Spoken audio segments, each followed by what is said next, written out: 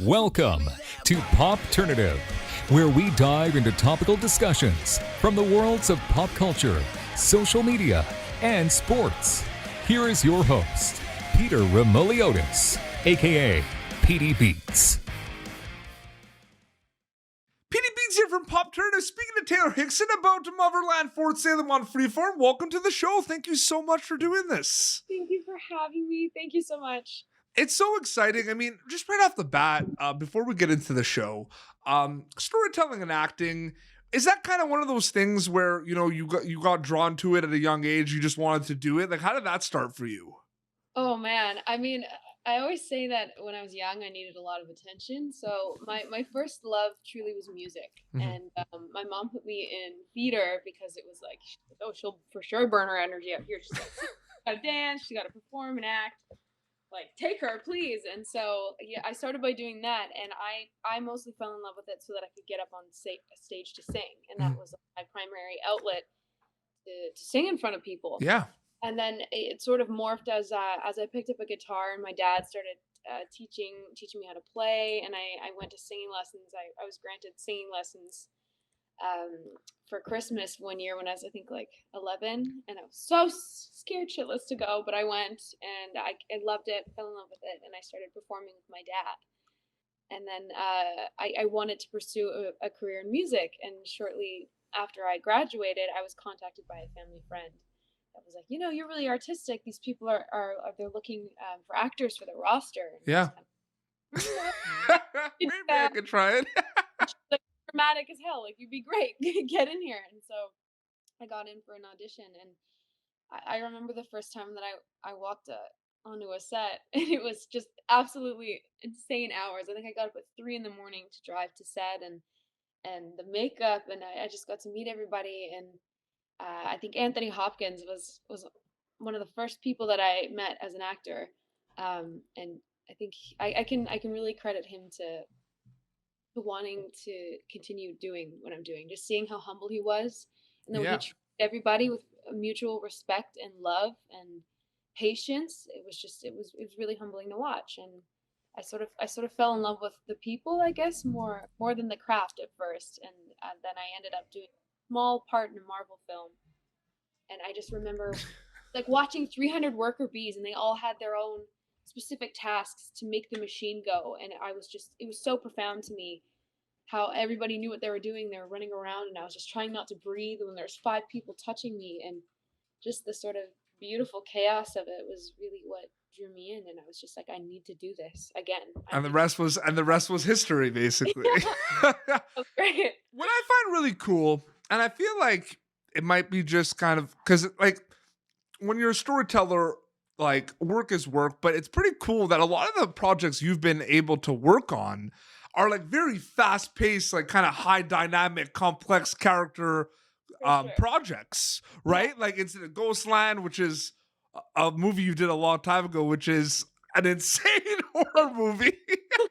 Or like yeah, or like look at Salem and Deadly Class. What do you think about that? You know what I mean? You like, is it just a coincidence, or does it kind of just happen that you're kind of drawn to these kind of like high energy for the audience? Like, you're watching a lot of these projects, you're like, oh, there's a lot happening in this. I mean, I'm a big book reader. I don't watch a lot of TV, which is really, but I've always been attracted to the dystopian genre. It really had the potential to displace me from where I was in my current reality and take me somewhere totally separate, which is again why I fell in love with music. It had that same effect. So in terms of content and media, I was always personally attracted to something that seemed so far from myself that I could manage to bring a grounded feel to. Yeah.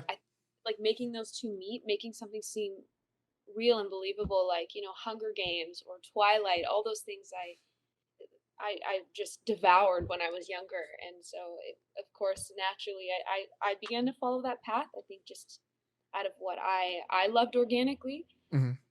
Yeah, I just found it was the most therapeutic way for me. I just noticed, because, like, you see all the projects you've been in, you mentioned, like, Deadpool, and it's like, there is kind of, like, a common theme of, like, a lot happening in these projects. Attachment, from myself, and it really allows me to be like ironically my most true self. You know, there's always some truth, there's always some Taylor in every single character that I bring to screen. I think that's so important. You know, people Mhm. always, well, how come you can never lie? Like you're an actor, that's your job. And I'm like, I never lie when I'm on screen. Everything I'm feeling and saying is true. And you know, whether it's something that would clash with my own personal moral beliefs or the decisions and paths that I might personally take, Yeah, it's been really interesting as like a keyhole to understand how other people justify and motivate the way that they move. And 100%. yeah, I think it's created a lot of empathy for me walking forward into my relationships with everybody, all interpersonal relationships, and just kind of, yeah, having some compassion for the world and the community and why people tick the way they do. Oh, for sure. Yeah. So Taylor, there are fans of TV shows, and then there's the fans of Motherland for Salem. Yes. Well Okay, said. you know where I'm going with this, right? No, if they like, if I had to bury someone, they'd be like, "Girl, we got you. We got like, It's pretty incredible. yeah." No, they like I could. I swear I can do no wrong by them, and they would just 110%. When did you notice it? Because we're 2 seasons in. Like, when did you notice it? Was it right away when you started working on the show, or was it a slow burn a little bit? It was a slow burn. I mean, like I like with every project I've had, I've always had really dedicated, really loving people in my following, you know, since day one. So thank you. Shout out to you. You know who you are. But yeah, walking on a Motherland Fort Salem. I I think one of the attachments to the project was Rael and writing and the relationships that she makes. You know, she's so relatable Yeah. in her lack of understanding her own value and her own capabilities. And I think a lot of people saw that.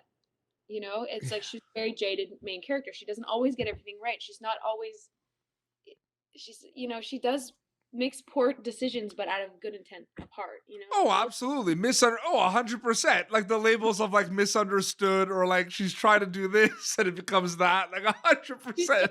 been one step back, and it's not like she walks into a situation and learns something profound and walks forward. Oh, I'll never make that mistake again. I'm good. I've moved past that part of my life. She has constant habits that she's trying to break, and you know, her battle with her suppressing her feelings and that sort of play on toxic Yeah. masculinity that we have.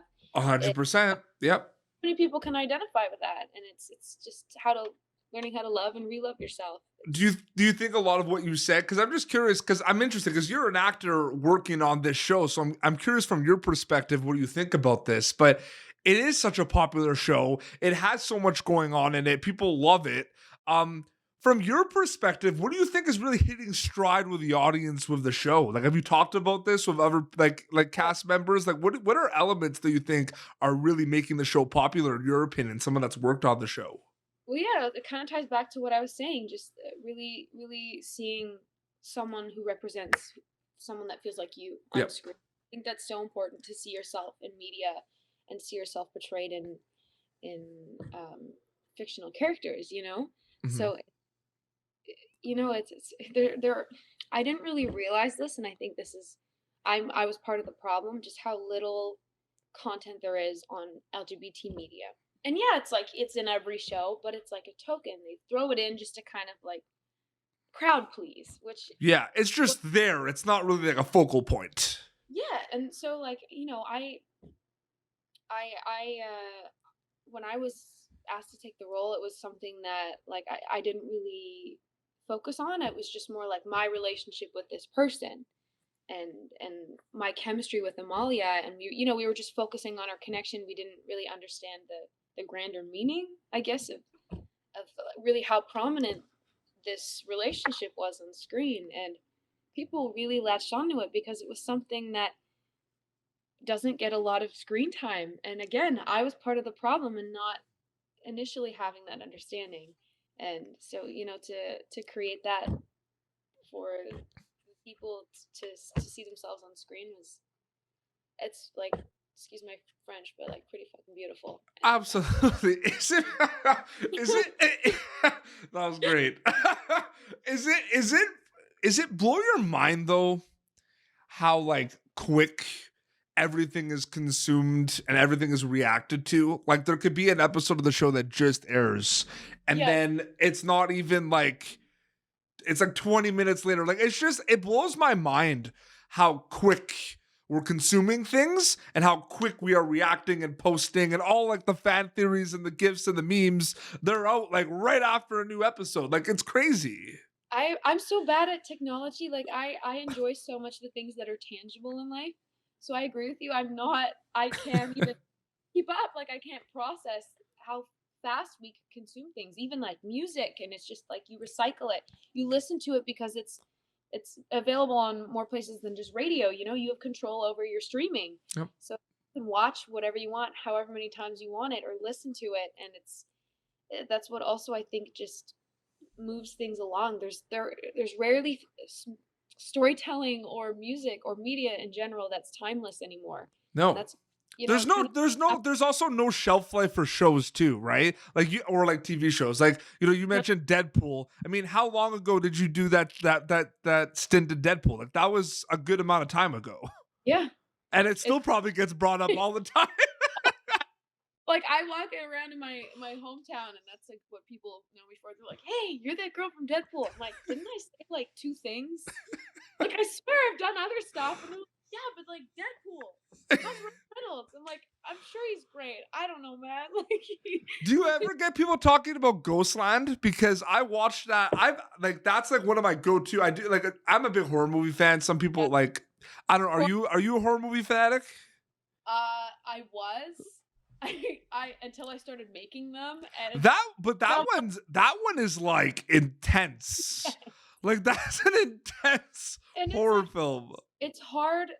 This is what really made me understand like the impact it has on your mental state. It was just really difficult as an actor not to take your work home with you, because when you're at work and you're present in what you're doing, I mean, if you're a strong enough an actor and you're present in what you're doing, then your body doesn't realize that any traumas it's experiencing aren't real, because in the moment you believe it and you're conjuring these feelings and this mental state. Yeah. Not sleeping, or it depends, I guess, on how but it takes did you watch, like here's the thing, you can't always assume. Did you watch the movie? I did. Okay, because you can never, I always ask that, Taylor, because you can't assume. Like sometimes people maybe don't watch. I didn't want to assume, okay? So you kind of like, you kind of have to pay attention in that film. Yes. And it's funny because I've talked to Amelia Jones on my show about Lock and Key, but we didn't talk about that movie that much because I didn't. Yeah, I love her. She's awesome, but there is like what you're saying about the mental state of mind and everything happening and how it's a lot. I mean, it's kind of a slow burn in terms of your thoughts actually kind of figuring out what is happening in that film. Do you know what I mean by that? Oh yeah. When I first watched it, because it's easier to, I guess, to understand it on paper as you're like flipping back and forth, but having the actual media in front of you, it's hard to follow. Like there's a lot going on. It's one of those films you need to watch a couple times and you're going, holy shit, I missed that. I didn't know what they were doing there. Yeah, it's kind of jumps around all over the place in timelines, and it's hard to decipher what's reality and what's not, and whose reality it is. It's very interesting, without giving too much away for this. Oh, absolutely. Taylor, I wanted to thank you so much for coming on Popternative. It was really great chatting with you. Yeah, you're the shit, man. I appreciate You listen to me talk for hours. No, I appreciate that. So Motherland, Fort Salem on Freeform. They should check it out because it's awesome. Yes, they should. Absolutely, they should. Oh, no brainer. And where can people follow you on social media to keep up to date with everything? Oh my God, I'm all over the place. I'll be on there for like a day straight. Well, if they just say if they put Taylor Hickson in Instagram. Yes, Instagram, I think I'm Taylor.Hickson. Everything else, my handle is just Taylor Hickson. If you Google me, you can find me. Yes, I'll find you. Absolutely. This has been Popternative, youtube.com/Popternative for previous episodes. Popternative.com for more content as well from pop culture, sports, and lifestyle. Until next time, this is Taylor Hickson and Petey Beats signing off. Thank you for tuning in to Popternative. Make sure to check out our past episodes of Popternative on YouTube. Be sure to like Popternative on Facebook and follow us on Twitter. This has been an Autograph Communications production.